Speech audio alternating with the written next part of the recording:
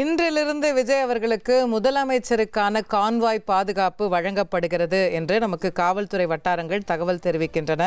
அந்த கான்வாய் முதல்ல ஏன் கொடுத்தீங்க, எப்போ கொடுத்தீங்க, அதுக்கப்புறம் அந்த கான்வாய் வாபஸ் வாங்கப்பட்டது விஜய் சொல்லி வாபஸ் வாங்கப்பட்டதா, கவர்னர் சொல்லி வாபஸ் வாங்கப்பட்டதா, இந்த கான்வாயை வச்சு ஏகப்பட்ட சர்ச்சைகள்.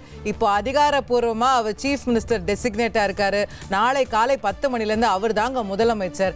அதனால அவருக்கு கான்வாய் பாதுகாப்பு உண்டு அப்படின்னு காவல்துறை வட்டாரங்களில் நமக்கு இப்போ சொல்றாங்க. நம்முடைய செய்தியாளர் சாலமன் கூடுதல் விவரங்களோடு இணைகின்றார்.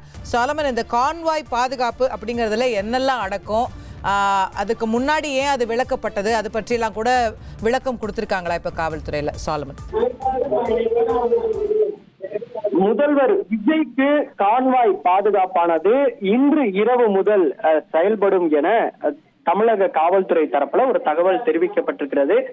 குறிப்பாக ஏற்கனவே தமிழக வெற்றி கழக தலைவருக்கு இந்த மினி கான்வாய் ஆனது கொடுக்கப்பட்டிருந்தது. குறிப்பாக அவர் முதல்வர் ஆன பின்பே முழு கான்வாய் ஆனது கொடுக்கப்படும். அவர் அதிகப்படியான இடங்கள்ல வெற்றி பெற்றதால தமிழக காவல்துறையினர் அவருக்கு மினி கான்வாய் வழங்கினர்.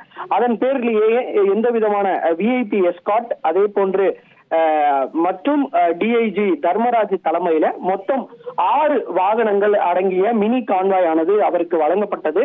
அதன்படியே தமிழக வெற்றி கழக தலைவர் விஜய் 2 நாட்களாக பயணம் செய்தார். அதன் பின்னர் அவர் பெரும்பான்மையை நிரூபிக்காமல் எப்படி அவருக்கு கான்வாய் வழங்கப்பட்டது என கவர்னர் தரப்புல அவர் தமிழக காவல்துறையிடம் கேட்கப்பட்ட நிலையில அவர் பட்டினப்பாக்கம் இல்லத்துல இருந்தபோது திடீரென அந்த கான்வாய் ஆனது அவரிடம் இருந்து பறிக்கப்பட்டது, விலக்கிக் கொள்ளப்பட்டது. அதன் பின்னர் பெரும்பான்மையை நிரூபிப்பதற்காக அவர் பல முறை கவர்னர் அலுவலகத்திற்கு சென்ற நிலையில தற்போது இன்று அவர் மீண்டும் தனது பெரும்பான்மையை நிரூபித்து முதல்வராக அவர் அவருக்கு பதவியானது வழங்கப்பட்டிருக்கிறது. அதன் பேர்ல தற்போது முதல்வர் விஜய்க்கு மினி கான்வாய் ஆனது இன்று இரவு முதலே செயல்படும் எனவும் தமிழக காவல்துறையினர் தரப்புல தெரிவிக்கப்பட்டிருக்கிறது. நாளை முதல் முதல்வருக்கான முழுமையான கான்வாய் ஆனது வழங்கப்படும் எனவும் தமிழக காவல்துறை தரப்புல தெரிவிக்கப்பட்டிருக்கிறது.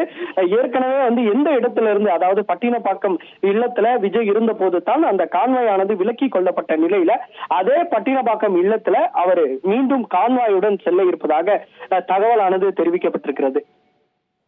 ஓகே, நன்றி சாலமன் விரிவான தகவல்களுக்கு. ட்ரெண்ட் ஆக்கிக்கோங்க. தந்தி டிவியின் சப்ஸ்கிரைபர்ஸ் அண்ட் ஃபாலோவர்ஸ் குடும்பத்துல நீங்களும் இணையுங்க.